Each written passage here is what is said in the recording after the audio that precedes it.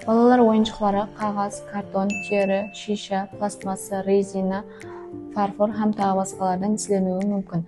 Оларға рең беру үшін әр түрлі лак, гел, графит, реңлі бояулар талап етіледі.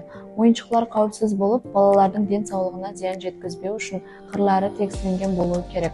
Ойыншықтар беккен болуы керек, себебі олардан ажыралған майда бөлікшелерді балалар аузына салуы емесі жұтып жіберуі мүмкін. 3 жасқа шекемгі балалар үшін мөлшерленген ойыншықтарды таярлауда табиғи теріден, айнадан, фарфордан, боялған каучуктен, картон һәм қағаздан, ғал орталықта өлшемлері 5%-тен артатығын предметлерден һәм сес шығарушы балалар ойыншықтарының ішін толтыруда өлшемі 3 мм һәм оннан кіші болған гранулалардан пайдалану мүмкін емес.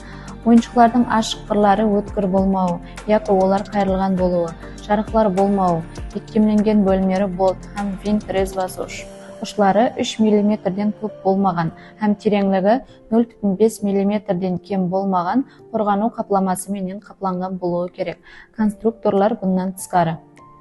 Ойыншықтардан пайдалану уақытында оның құрамындағы химиялық элементтер балалардың дем алу жолына, көзлері, терісіне һәм асқазанының сілекей қабатына түсуі нәтижесінде олардың денсаулығына зиян келтірмеуі керек.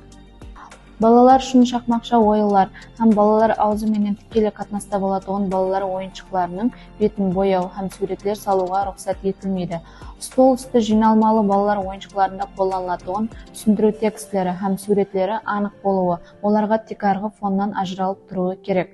Жиналушы балалар ойыншықтарының, мәселен қуыршақ арбаша, үтіклеу тақтасы, жиналушы стол һәм басқалар бөлімлері өз-өзінен бүгілуіне һәм жылжуына жол қоймау үшін олардың шектеуші құрылма, ямаса ілгекпенен тәмінленген болуы зәрүр.